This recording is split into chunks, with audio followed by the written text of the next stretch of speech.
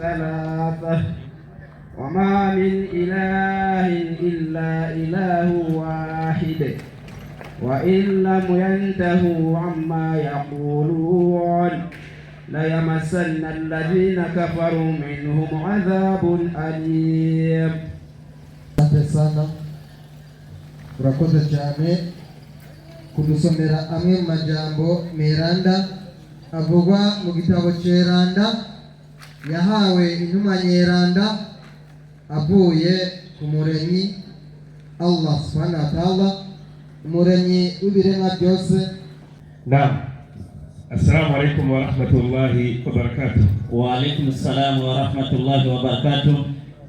Amahoro y'Imana bane namwe ku batarabigaruka kw'abayisilamu, kuko kuba umuyisilamu ni inema ikomeye cyane kandi byagenewe bose.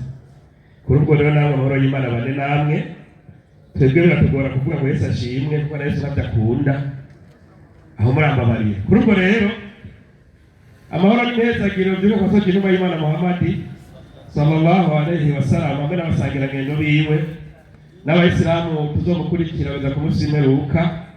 Dusabe uhoraho Allah adushyire muri abarahuma amin. Ariko murandabira ya kumusomyi kugira bigende neza inshallah. Kuri ubwo rero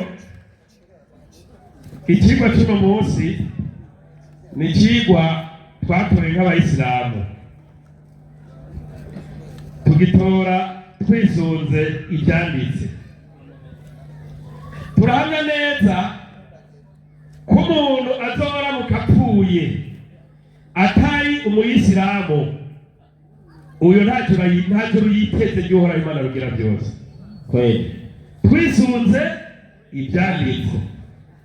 Nimba uri umukristo uhagaze hano wemeza ko ufite ijuru wateguriwe wewe, pasitora aratora izo nyandiko azitegure neza, aze kuzituzanira hano Omar Gurikirana, azizana izo nyandiko zemeza ko umuntu yitwa umukristo azoja mu ijuru kweli, kandi atawugenda kujengira ngende. Naam. Kuko nazi naho no mubwira kugenda utwara katasi yara mu mufurege hariya nta nyandiko aza kwigera aronka kuva tutangura igikorane tunagihetse ivuga ko umuntu azoka yitwa umukristo azoja mu ijuru. Birashobora kubihari. Imana ivuge muri Bibiliya nshaje. Imana ivuga iti jewe Imana ndemeye ko witwa umukristo azoja mu ijuru. Niya yizara urushego rw'abandi banditse buce mu batizi. Nzoririmba mu bimbere. Burya hajya ntaro Yorodani ngaho inyuma gato. Oya sinzi. Ngene babatiza nta n'icyo bazonyigisha. Baraba neza. Mugakara mu murongo bashingira intari. Naam. Yuko umuntu azopfa yitwa umukristo azonyura mu ijuru. Bivuzwe n'Imana atari byo bivugiye bonyene. Jewe n'ukuri bace bambatiza. Ndabivugiye hano nisezerano. Gusa nanjye ntusika. Ni nacyo bituba mu gutora ikigwa. Naam. Twavuze tuti twisunze ibyanditse. Ibyanditse. Tuvuze ibyanditse n'iby'Imana rero. Twisunze ibyanditse. Nta wundi muntu n'umwe azoja mu ijuru kiretse umuyisilamu. Ku mpamvu yihe? Qur'ani 2:111. Qur'ani 2:111 inasema baada a'udhu billahi minash shaitanir rajim, wabanje kwitinga ko Imana agira byose ninde shetani yapfumwe. Bismillahir rahmanir rahim, kwizina ry'Imana nyiri imbabazi nyiri impuhwe. Abayahudi n'Abanaswara, atabayahudi n'Abanaswara b'Abakristo, Abayahudi n'Abanaswara, Abayahudi n'Abakristo, Abanaswara n'Abakristo, kataka kuvuga neza n'Abakristo. Bavuze ngo nta uzokwinjira mu bwami bw'ijuru, nta muntu azinjira mu ijuru Yesu wabaye umuyahudi cyangwa umunaswara. Niko baba batubwira ngo n'ukuri ngo ukaba utarihana ngo wemere Yesu n'ubwami y'umukiza mu bugingo bwawe, utaracungurwa n'amaraso ya Yesu ngo we nta juru uzoja. Ni imvugo yabo si y'Imana. Bagaca bavugira bati mbere utazirira igisabato n'ijuru ntuhonyurayo. Ibyo ni ibyifuzo byabo. Ibyo rero Imana irabizi ko ari ibyifuzo byanyu bitagira ishimikiro namba. Nta shimikiro na rimwe bifise mu byandiko by'Imana. Ntumwa y'Imana Muhammad. Twebwe rero kubera tuzi icyo twishimirije sallallahu alaihi Imana rugira byose umuremyi aca avuga ati ntumwa y'Imana Muhammad sallallahu alaihi wasallam. Ntumwa y'Imana Muhammad. Yego. Babwira uti tubabwire natwe tuti muti ko twasubiriye Muhammad hano enda rero abakristo mwe nabyo b'abayahudi nimuzane icyemezo cyanyu guhera uno munsi dukeneye muzaduha icyemezo ku byo muvuga kw'ibyo bintu mugenda muravuga muri indiri y'ijuru akabye Imana yababwiye nimwaba murivuga kuri nimwaba n'ukuri murivuga kuri mutuzanire icyandiko hano aho nimwazana yego tuvuga tuti tubatize twende kwa ingine maelezo neza cyane na ufafanuzi. Reka dusome muri Korani mumbiri tusobanura shaka tugende bukebuke. Inasema hivi na katika upotovu wa Mayahudi na Wakristo mu buzimbira bw'Abayahudi na Bakristo na matamanio yao ya uongo hamwe n'ibyifuzo byabo by'ikinyoma ni yale madai ngo ni bya byifuzo byabo ya kila mmoja wao kuwa y'umwe muri bo yuko hataingia peponi ila mwenye kufuata dini yao byatiyumbiro bufise ngo ntawe uzinjira mu ijuru atari mu madini yanyu. Hebu wapi kabisa watakeni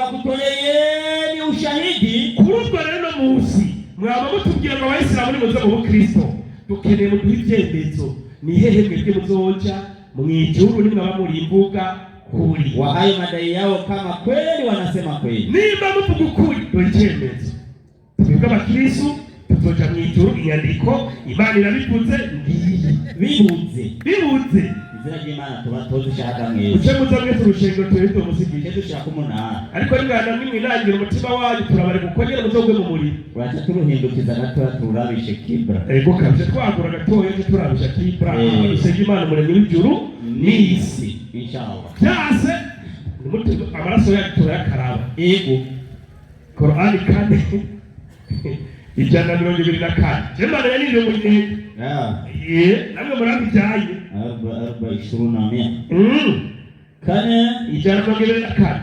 24 ego baada a'udhu billahi minash shaitani rajim ati baje kwiga kora Imana bagira byose idini na shetani yavumwe bismillahir rahmanir rahim kwizera ry'Imana nyine imbabazi nyine mu nuwo wese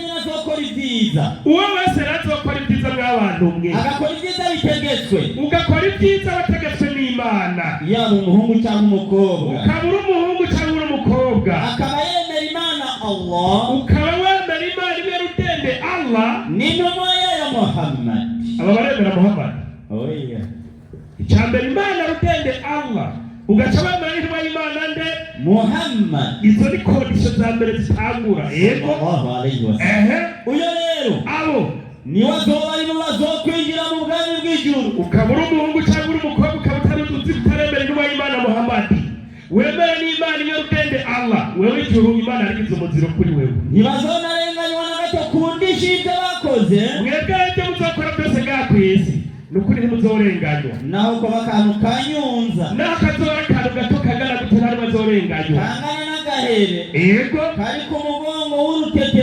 rw'itende naho ko baragahere kagana gute k'ikiza wakoze Imana izoguhemba nimba ari n'ikintu izoguhana nta n'umwe yubahiriza idini ryiza yoza arusha uwicisha bugufi nta muntu n'umwe mu isi yogira idini risumba idini ryo kwicisha bugufi iryo dini ryo kwicisha bugufi naryo rimeze gute agatumbera wese muzima Imana Allah agaca atumbera Imana imwe rutende Allah akaba ari n'umugwaneza mu kubahiriza amabwirizwa yayo agaca aba n'umugwaneza mu kubahiriza amabwirizwa y'Imana akanakurikira idini rya Ibrahimu uyo muntu agaca akurikira n'idini rya Aburahamu idini rya Ibrahimu ry'ubwisilamu takbir Allahu akbar sekuru w'abemera Aburahamu yari umwisilamu ni Imana ibyivugiye ry'ubwisilamu rishingiye ku kwemera Imana imwe rudende niryo dini rishingiye ku kwemera Imana imwe rudende ariko kwemera ndemanwa ushingiye ku gusenga Imana imwe rudende atuko kwemera rero si ukuja kubatizwa si ugutanga ishahada ni ndemanwa mu gihe warivukiye burya Imana Allah iryo dini ndemanwa ni Uwisilamu nabwo marambwira kuba abakristo komeza burya Imana Allah yaramaze kugira intumwa Ibrahimu nyakugira amahoro y'Imana Allah ego umukunzi w'intore ni umukunzi w'intore mu biremwa byose byose. bamwita Halilullah. Uyu rero Aburahamu akaba ari nawe nkingi y'ukwemera. Uyu nawe akaba yari umuyisilamu, ukatubwira ngo yari umukristo. Tunyereka ahantu Aburahamu yambaye umusaraba. Oya. Cyangwa unyereka ahantu Aburahamu yagiye kwambara ikoti. Haleluya. Imana irambariye. Oya. Nukuri. Mpamvu mwijanisha kwa Aburahamu ngo nuwanyu. Oya nukuri kw'Imana. Oya vrema. Kuko uvuze ngo nuwiwanyu, wereka yarongoye abagore batatu. Mucamubwira ko muvyemera. Cyane tukigire. Oya. Baraza. Jenga abezwe ko nikorera mwari wereka. Reka tubarindi. Aburahamu ntiyigeze aba umukristo canke umuyahudi. Oya. Yari umuyisilamu. Yasenga Imana imwe rudende. Allah. Uwo ni Aburahamu. Abuno musi namwe mutegetse kwemera Allah n'intumwa y'Imana Muhammad sallallahu alaihi wasallam. Atari kijuru imuhonyorayi haramu bimbira. Reka rero barizo abakristo kubera iki batazoja mwituraba abakristo, kuko tubonye kuwemera Allah n'intumwa Muhammad akemera Imana kwanza imwe rudende, uwo ni wazoja mwijuru. Bikorani 5:7-3. Qur'ani 5:7-3. Bismillahirrahmanirrahim. Hari Bibiliya ndatora. Oya. Nuko yako mu gitatu gusa. Ego nukuri. Some nyandiko. Inasema hivi. Wiki ni ukuri. Nukuri. Abavuze ko Imana Allah. Abantu rero bavuze ko Imana umuremyi Allah. Mu byukuri ariwe Masihi mwene Mariyamu. Ngo ko Imana ari Mesiya Yesu umuhungu wa Mariya. Baramaze kugarariza. Abo baramaze kugarariza icyo natubwiye mu kamugiye. Kuko Imana Allah. Kuko Imana niyo ndende Allah. Imana Allah. Yego. Mu byo mukora byose. Munayisenga ari imwe rudende. Yego. Iyo Mana yanje ikaba Imana yanyu rurema. Iyo niyo Mana ya Yesu mugabo mwarabihinduye, ubu Yesu yacitse iki? Imana. Siko bitubwiye.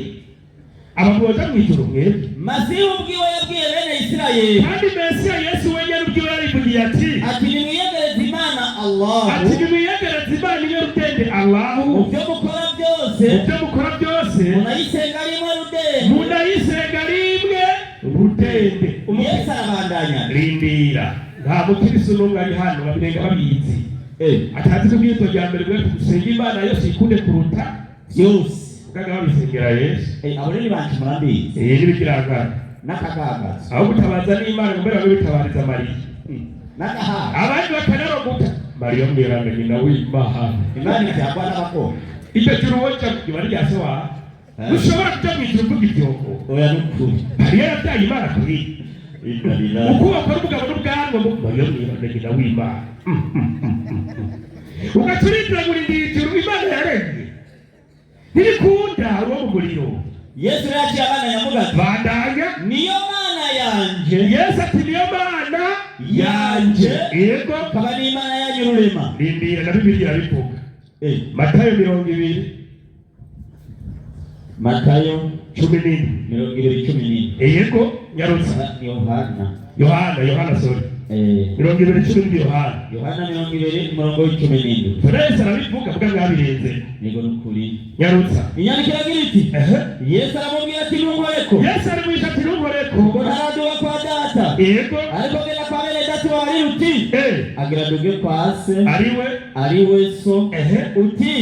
Ku Mana yiwe. Ku Mana ya Yesu. Ariyo Mana yanyu. Abana bako Yesu niwe Mana. Abo baje kwiki.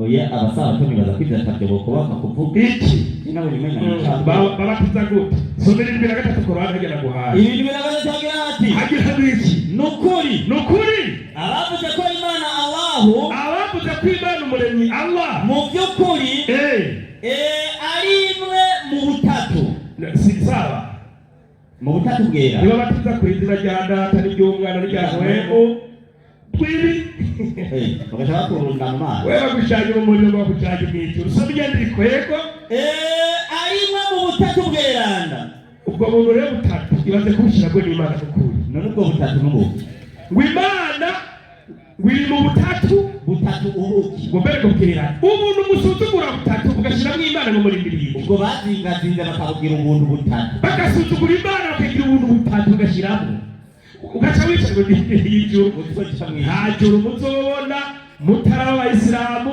mwemera Imana nyene n'ubushobozi Allah atabanyikanye n'ikintu na kimwe. Abo rero bamaze kugarariza tabareba baramaze kugarariza mbega none ntibazi ko abantu atayindi Imana bafite atari Imana imwe rudende n'aba babizi ko ari imwe rudende babirenga ko babibona itabyaye mugabwe Imana ngo Yesu n'umwana w'iki w'Imana Imana iravyaje twari kandi itabyawe oya ati n'aba bari umukristo yemera azamenya ni kwano kumukristo azoja kwijuru itupa ntiboteshwa ngo bate teshwa gutabura kuzo barakoze Imana mutoje mu gihugu cy'Abayisiraheli bakabavanura n'icyo bavuga mu birahita kugira mutoje mu ijuru mu by'ukuri bazokorwa ko n'ibihano bibabaza mwebwe ikintu murindiriye ku munsi w'imperuka murindiriye ibihano bibabaza nicyo gituma mwebwe nta n'umwe azopfa agiye mu ijuru atari umuyisiramu katugenda bati ngaha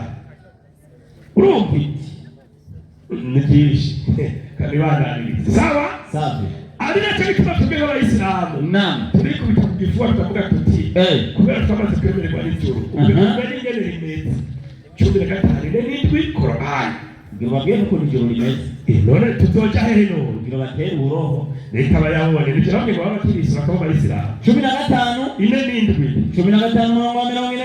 yego Bismillahirrahmanirrahim izina ry'Imana y'imbabazi y'impuhwe tuzoheza rero twebwe imishaha yabo twebwe tuzereka imishaha yacu ntizogira inzigo n'urwango namba mwarimu imbere ko ndabegera hazoba hameze bikamaze wereka abantu bose bameze gutaho nyene kabiri kwanza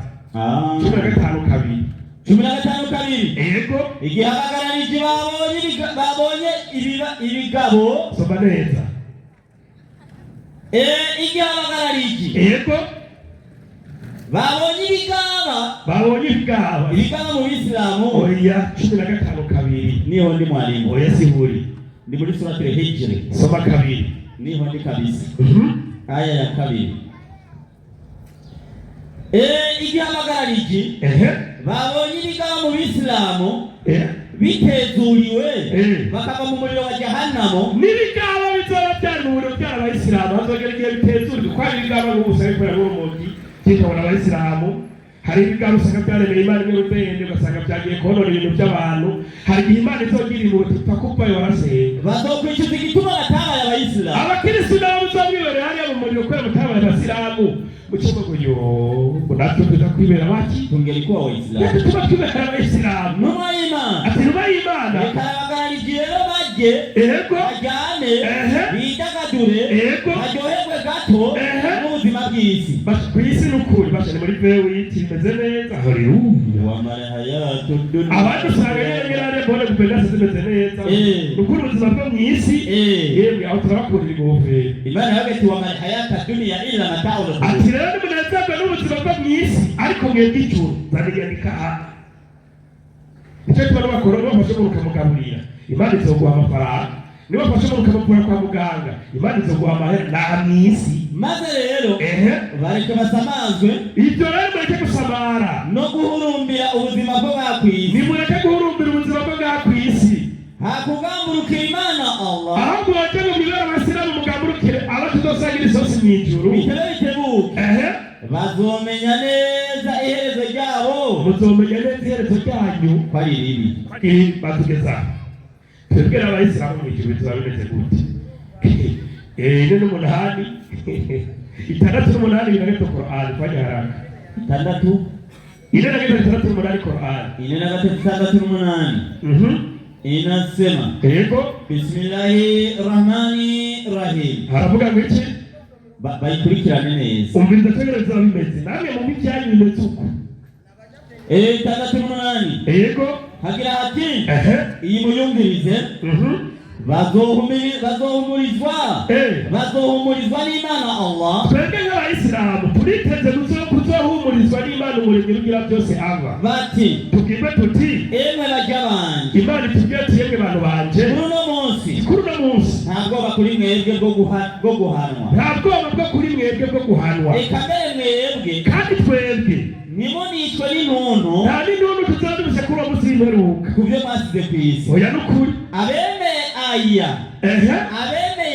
aya twagiye twemera ijambo ry'Imana amajambo yururutse aya za Korani tukazemera n'ibyemezo byacu tugaca twemera n'ibyemezo bikomotse ku Mana maze bakagendera n'ibyo bashikirijwe tugaca tugendera amategeko y'Imana yaduhaye bashikirijwe n'intumwa twabarungikiye bicisha bugufi yego bazobwirwa rero bati tuzobwirwa tuti nimwinjire mu bwami bw'ijuru abayisilamu tubwirwe tuti nimwinjire mu bwami bw'ijuru mwebwe n'abakenyezi banyu twebwe n'abakenyezi bacu babemera Manakazi tuzobasiga maze mwakirwa mu iteka ritekane icyo twakirwa mu ijuru n'iteka ritekane hamwemwe kabasi twenga tumwenyura tugari twaruye ubusa kuri iri zuba muri nyabwami rero muri nyabwami bw'ijuru bazozimanywa imfungurwa twebwe mw'ijuru tuzozimanywa imfungurwa amasahani y'inzahabu ku masahani y'inzahabu baherezwa n'ibinyobwa mu birahuri tubiherezwa n'ibinyobwa mu birahuri by'inzahabu nyene muri bwo hari ibyo bipfuza byose hazoba hari ikintu cyo mushaha wanje bw'icyari cyo cyose kandi iryoheye n'igihe ikintu cyose ko Imana izoba yakurikije no bwa kw'isi ucifujije uri mw'ijuru Imana izobagitora bazokezwa bati ayi nimbe mufise twebwe rero tuzokwibera mu bwami bw'ijuru ibihe bidashira tuzoca twibera mw'ijuru ibihe bidashira ubwo nibwo bwami bw'ijuru mwarazwe n'Imana Allah twebwe twamaze kuragwa n'Imana Allah ku mpuhwe zayo kubera ibyiza mwari mwakoze igereza namwe dukeneye inyandiko kuko tumaze ko nta muntu azoja mw'ijuru atari umwisilamu dukeneye inyandiko umukristo azoja mw'ijuru bivugwe n'Imana mu kimubatiza. Assalamu alaikum. Wa alaikum assalam wa rahmatullahi wa barakatuh. Waislamu takbir. Allahu akbar. Nuko mwarimu wa Kiislamu arahejeje kudutera uburoho ingene mw'ijuru haduha isuku ku bikombe by'ibirahuri zahabu. Nawe nyina pana zanze zikamara amagambo. Zikamara amagambo. Oya. Zimwe zimabaye. Nuko. Oya. Reka tujane n'umwanya umwigisha araje kutwigisha iminota 20. Mwenyekiti karibu nawe ukaribishe umwigisha wawe iminota 20 kugira ngo umwanya nawo burya hajya urakomeye cyane. Imana hafi icyubahiro. Abakristo haleluya. Abakristo haleluya. Waislamu takbir. Kumwahoze niki. Imana hafi icyubahiro. Reka dusabe abakristo muhagaze hano hajya hari ibibanza. Dusabe mwicare, dusabe abadiakoni, mukuru w'abadiakoni ejo azozane umwate ashima mu minota 20. Nibaze twese tuzaba kumva umwigisha yabiherewe ubumenyi inararibonye kandi umwigisha.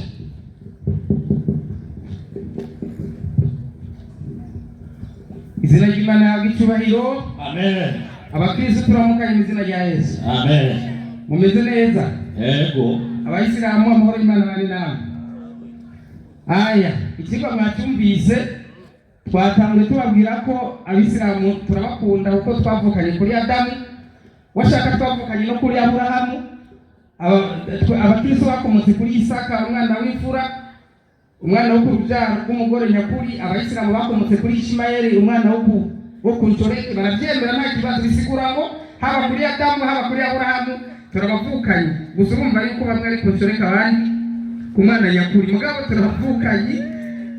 Oya, ibyo murabyemera namwe murabizi yuko muri abo kwa Ishimayeli, kandi Ishimayeli yavutse kunshoreke. Mushaka nabyo tubisoma. Isaka niwo mwana w'isezerano. Rero narivuze ati turakunda n'ikimwe nibo bagitoye. Mugore ikintu kimbabaje, ejo twe twazanye ikigo kivuga ngo hagati ya Muhammad na Yesu ninde abantu bakurikira. Turerekana ibintu byerekana ingene Yesu ari gukurikirwa n'ingene Muhammad atamuntu n'umwe akwiye kumukurikira kiretse umuntu byagoye. Mugiye ikibazo ababene bacu bazanye ikigwa badashoboye no kwigisha ubwabo, kandi ababene bacu n'abari mugenda bakunda. Mugabo genda nafashe umwanya w'iminota 20 ndavuga bari ko barigisha iki. Erega no kudatora ikigwa gifise uburemere n'ikosa. None abantu bose baje kumviriza bagahera umwanya wabo.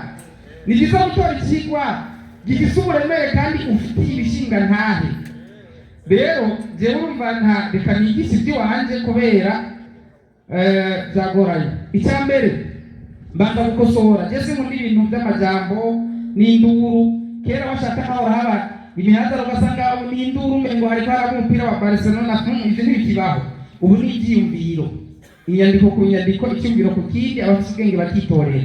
Umuyisilamu avuye ngaha yatishijemo ngo urumva ngo nta mukristo n'umwe azoja mu ijuru, mbere acavuga ngo na Aburahamu ngo yari ngumu Isilamu. Ntimwazibisa bivuga gahemu msomaji nipo Korani 6:14.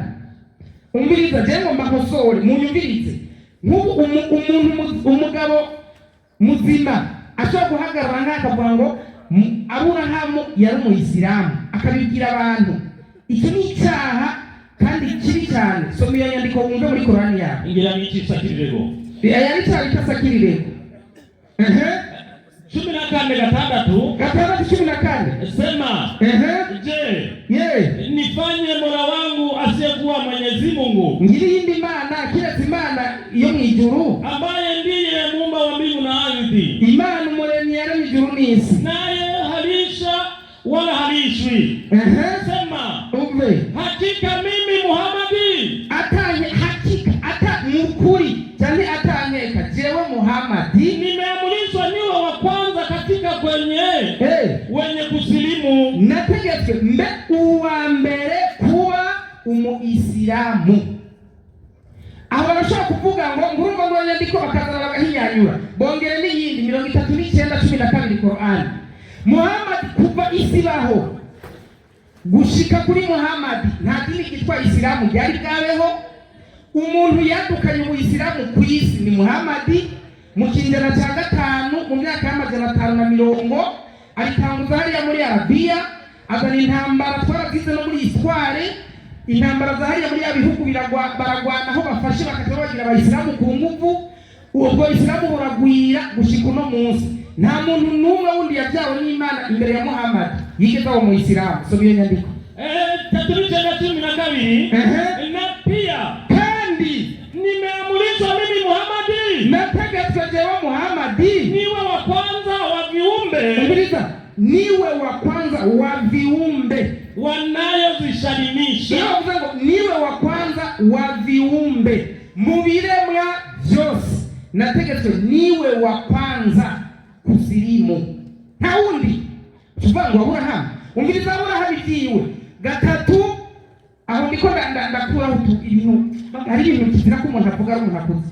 Nzakubikura kugira direkirane mu bwonko bw'abantu. Tujya mu kigo gatatu 25 ari Galatiya.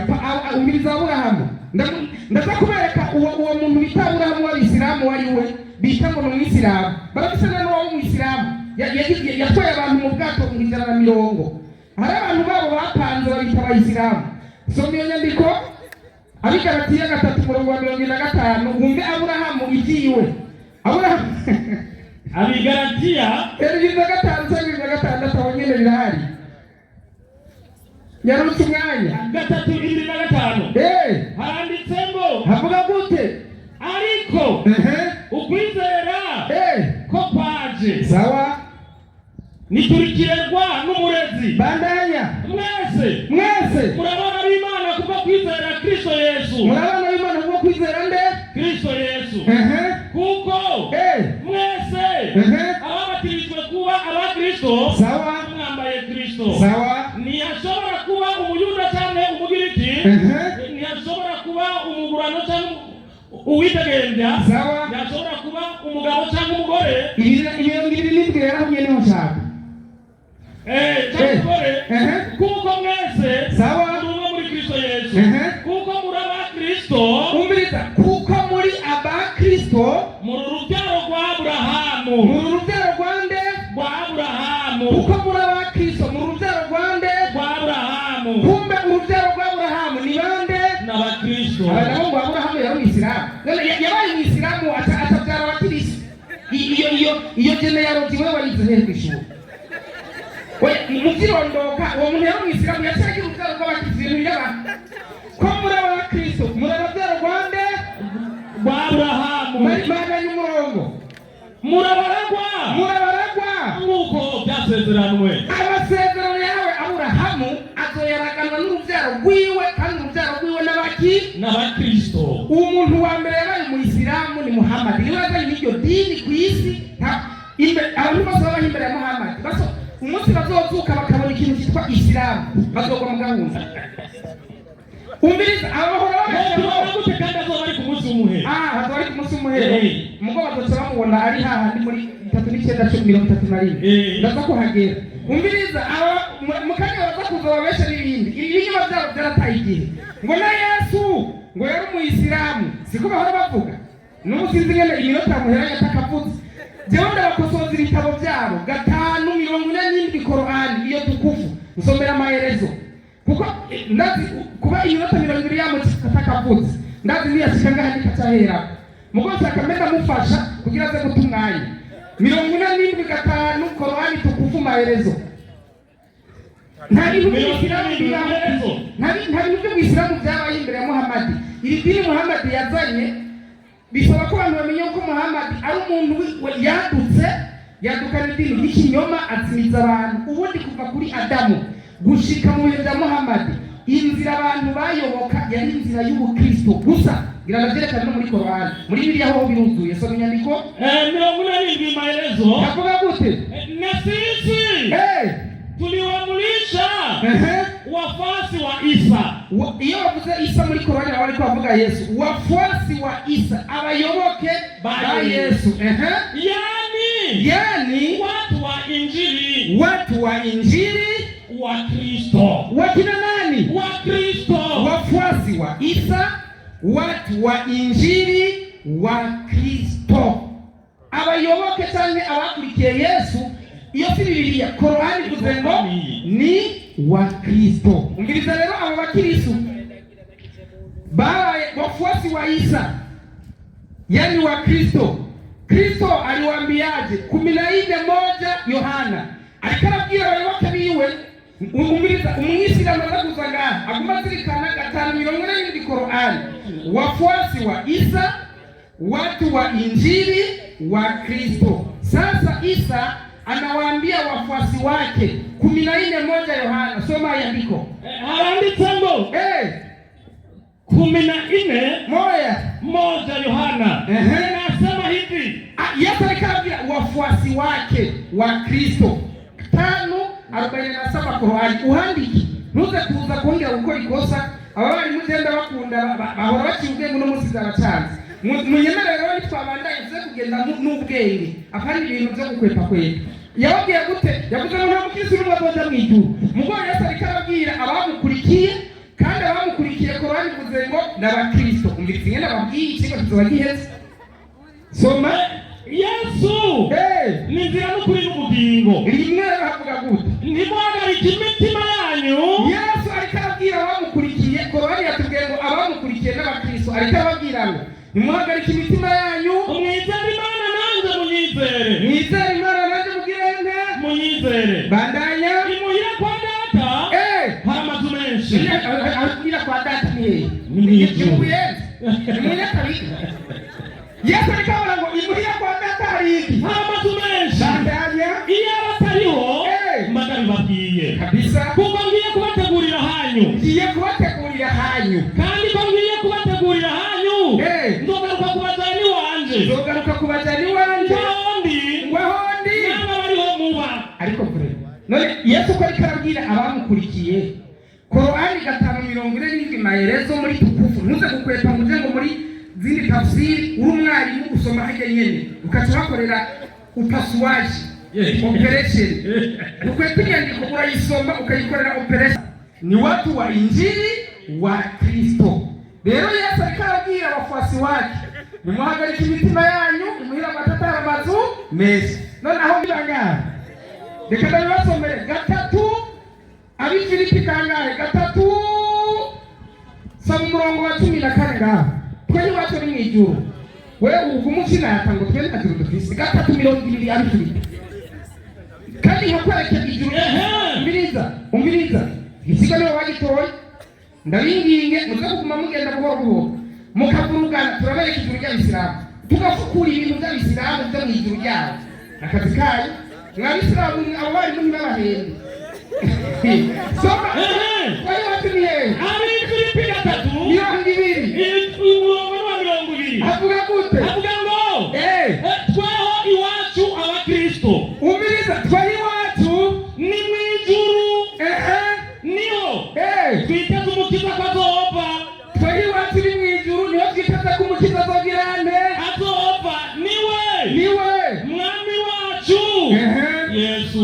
Kristo. Haleluya. No musina kiba kihari. Donge kiba kuraryoherwa gusa. Dusore.